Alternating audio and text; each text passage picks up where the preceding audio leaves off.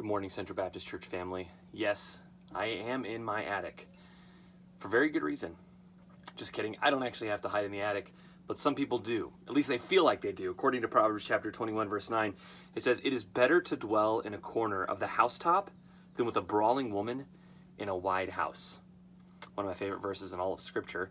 In fact, when I was a teenager, we learned it as a scripture song, and we would sing it all the time on long bus rides and van rides. The teen girls loved it. It was fantastic. And we told the girls, as long as you're not a contentious woman, you shouldn't really mind this song, right? Exactly. Well, the truth of this verse, like the literal truth of this verse, is really a warning for unmarried people. And the warning is this: be careful who you marry.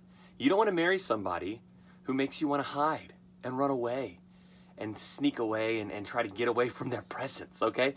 You don't want to have a marriage and a relationship like that. That is not healthy. So I cannot reiterate this enough to unmarried people, young people especially.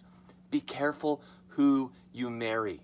If they have bad traits and characteristics and they're abusive and they're mean and they're hateful and they're spiteful and they're always like reclusive and creepy and weird, you're not going to change them. As much as you think you're going to change them, you're not going to change them. That's just the reality of it. And soon you're going to find yourself hiding in the attic with an abominable snowman, okay? You don't want to live like that, all right? That's not cool. But like a more broad application, let's say to married people, if you are the spouse that's causing your other spouse to want to stay in hiding and get away from you as often as possible, there's something wrong, okay? You don't want to be that kind of a person that's always dragging your spouse down and making them depressed. I just want to say right here, right now, I am so thankful for Heather. She is not that kind of a person. I love spending time with her. I love coming home and being with my family. Now, maybe if you ask her, it might be like an opposite story. Maybe she wants to hide in the attic sometimes. I understand that. I think you would understand that as well, those of you who know me.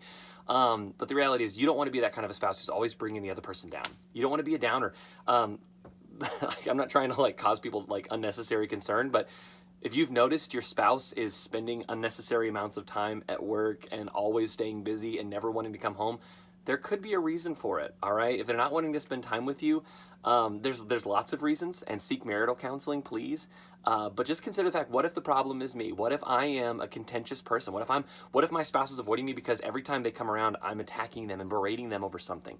I'm constantly trying to make them feel worse about themselves. I'm constantly trying to like bring them down. If you're a downer, people don't want to be around that, especially your spouse who has to live with that every single day. That's a bummer. I know this is a harsh truth. But just look at the abominable snowman. He's cute. He'll make you feel better about yourself. Just don't be a downer. And what about for unmarried people, but you're still in a contentious family? Okay, we need to fix the contention. If you're the source of the contention, fix yourself. Check yourself.